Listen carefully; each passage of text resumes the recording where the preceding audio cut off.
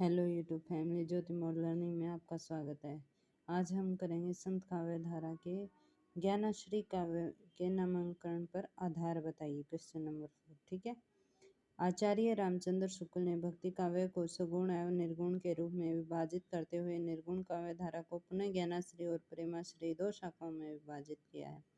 यह विभाजन इस मान्यता का प्रतीक है कि इस काव्य धारा के कवि अपने साधना पद्धति में ज्ञान को सर्वाधिक महत्व देते हैं। इस धारा में के कवियों ने ढाई आखर के प्रेम के समक्ष सारी दुनिया को हेय बताया है। ऐसी स्थिति में इस धारा के कवियों को ज्ञान मार्गी कहना संभव उचित नहीं है। हजारी प्रसाद द्विवेदी ने इस काव्य धारा को निर्गुण काव्य धारा कहा है।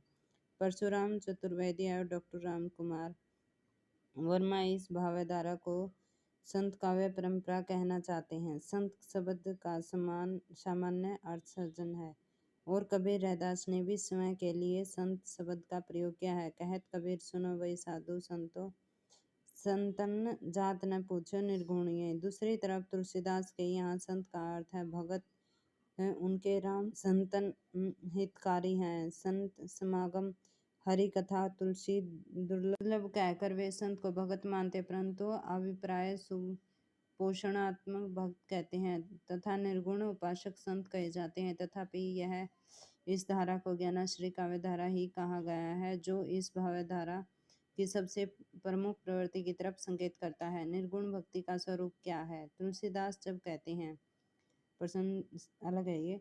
निर्गुण भक्ति का स्वरूप तुलसीदास कहते हैं, अगुणी सगुणी नहीं कछु वेदा उबुधय हरि है भव शंभु खेदा। तो ये मानते हैं कि वह परस्पर विरोधी नहीं है, वस्तुतः ज्ञान की अनुभूति ही भक्ति है। ज्ञान मार्ग पर चलने वाले आचार्य ने भी अनुभूति पक्ष पर बल दिया है। आचार्य शंकर भी मानते हैं कि ज्ञान तब तक निष्फल है जब तक वह अनुभव में सिक्त नहीं हो जाए। अनुभव वासनाक्त ब्रह्मा ज्ञानस्य समन।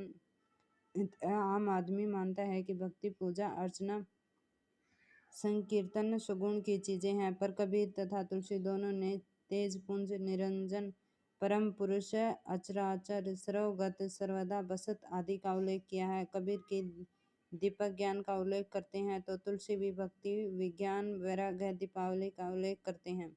भले ही राम नाम का मरम हो आना, लेकिन दशरथ सुत एक ही है।